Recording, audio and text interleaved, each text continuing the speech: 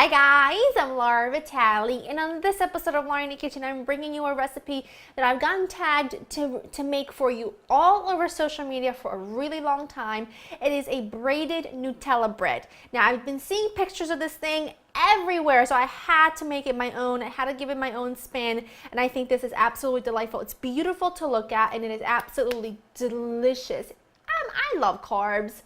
Hashtag sorry, I'm not sorry. And I know you do too, which is why you asked for this recipe, and I love you for it. The ingredients you'll need are few basic and simple ones, starting with some all-purpose flour, a good pinch of salt, granulated sugar, some warm water, some whole milk, melted unsalted butter, yeast, and a little tiny bit more sugar. And you're gonna need, of course, Nutella, but that's gonna come in a little bit. For now, we're gonna get going on making our dough, which is so easy. I have some water here that's up to temperature at about 115 degrees Fahrenheit. And to that, I'm going to add in my yeast and just a little bit of sugar. The sugar just helps the yeast activate a little bit faster. So I'm gonna put that in there, give it a gentle little stir, and then set it aside until it's activated. And I'll show you what it looks like when it's activated. Now, a lot of people ask me, when I make yeast dough, it doesn't rise, it comes out really hard. What am I doing wrong? It's absolutely crucial that your yeast is activated before you move on to the next step. If I were to add my yeast that hasn't activated it to my recipe, it won't rise. And your yeast it can have a few issues. One, it's expired, so make sure you check the expiration on your container.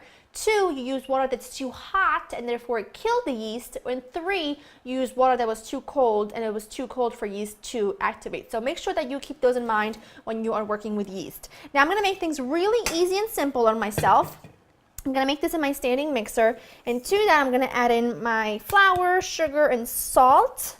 I'm gonna give this a quick little stir, and now I'm gonna just put this on.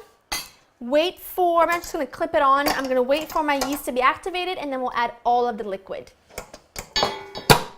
You can see that my yeast is activated. It's nice and foamy, and it really smells like a bakery in here. That's when you know your yeast is ready. Now I'm gonna add this to my flour mixture. I'm gonna make sure I get every single bit of this out. I don't wanna leave anything behind. And then I'm also gonna add in my whole milk, no skim, no fat-free, gotta have the whole milk, and some unsalted butter that I've melted, and it's slightly cold now. And now all I'm gonna do, gorgeous. Now this has been mixing for about 7 minutes, and now I do want to warn you that if in the beginning when it starts to mix it looks like it's all crumbly, you're going to be tempted to add more liquid, but don't. Just let it mix, let it knead, because once that flour absorbs all the liquid, then you're left with this gorgeous thing. I mean, it's got little dimples in it. It's got little, I mean, look at that. I mean, it's perfect. It's absolutely perfect. I'm just shaping this into a ball. Nothing perfect. I've got the bowl that I had my flour in. I've got it oiled with some vegetable oil, and now I'm just going to take whatever's left over around the sides and then just brush it on the top, because I don't want this to form any ugly skin or anything.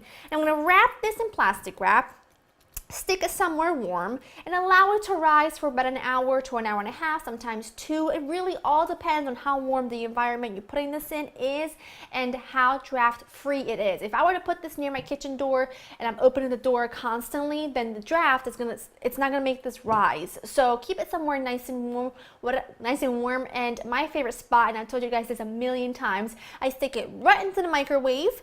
I don't turn the microwave on. I stick it in there, that way it's not disturbed, and most of the time I turn the oven on to bake something else, so the warmth from the oven rises up into the microwave and it makes this rise really nice and quickly. So I'm gonna cover this up, let it rise, and then we'll proceed.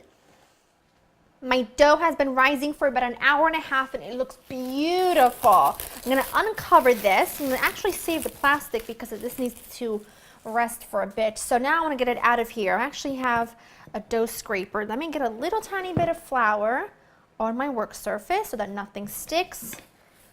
Oh, that's so beautiful. I love, and a lot of people don't, but I love working with yeast dough. I think there's just no greater pleasure than when your yeast dough just comes out perfect. Now, I'm going to make 2 smaller loaves. You can make 1 giant one if you want to. I'll make 2 smaller ones because one I'm going to give away and one I'm going to keep. So I'm going to just divide my dough in half. Set this half aside and then work with this one. And just flour my surface a bit more. Okay, I can stretch this with my hands. If you need to get a rolling pin out, by all means, go ahead and do so. But as you can see, doing it with my hand works really well. I think I've had so much experience working with dough that I know what I'm looking for, but you know, maybe just to make you happy, I'll get a rolling pin out. That looks good. I want it to be about, so any way, shape, or form I can eat this, I do. Spread this over the surface of your dough. Don't go all the way to the edge because as you roll this, it's going to kind of spill out a bit, but do try to get it as even as you can. And now, like a jelly roll, starting from the longer edge, you are going to just roll this baby up, like so. Make sure, I'm just going to cut off that little piece.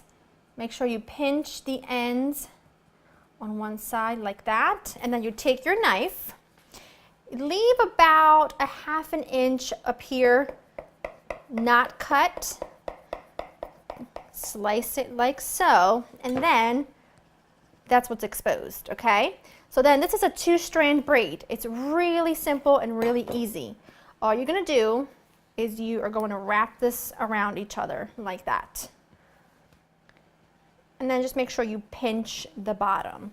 And now I'm going to repeat the same thing with the other one. I'm going to put this on my baking sheet. It is a bit messy, but it's going to be beautiful when it's done. I'm going to put this on my baking sheet and then move on to the other one. I'm going to clean up just a little tiny bit. I'm just going to cover them like so, really loosely with the plastic wrap, and then just let them rest for about a ½ an hour, and then we will be ready to bake them. I know they look messy now, but trust me when I tell you, these will be a showstopper when they come out of the oven.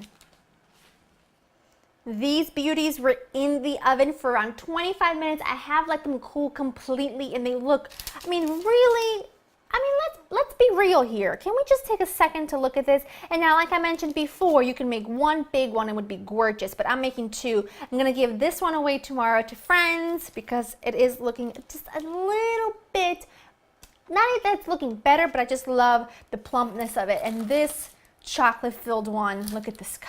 I mean, I just don't even know what to say. This one is coming home to mama. And I am gonna give this a slice right here. I know exactly where I want it. I want this slice. Yes, I'm cutting it on an angle because that way I get a much bigger slice. Smells like, I mean, look at that. It just smells like panettone Nutella. When I was growing up, my mother always took Nutella and like she would spread it on a piece of Italian bread, and this is kind of like that, except it's all in one. It all bakes together. The outside of the Nutella kind of hardens a little bit and it becomes like a chocolate coating. I mean,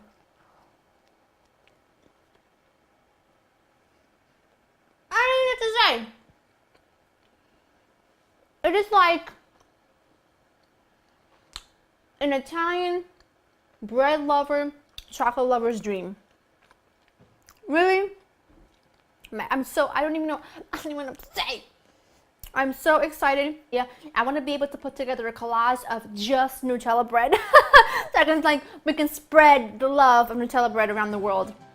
I hope you've enjoyed spending time with me. Please make this. Let me know how you like it, and I will see you next time. I'm going to go back to eating.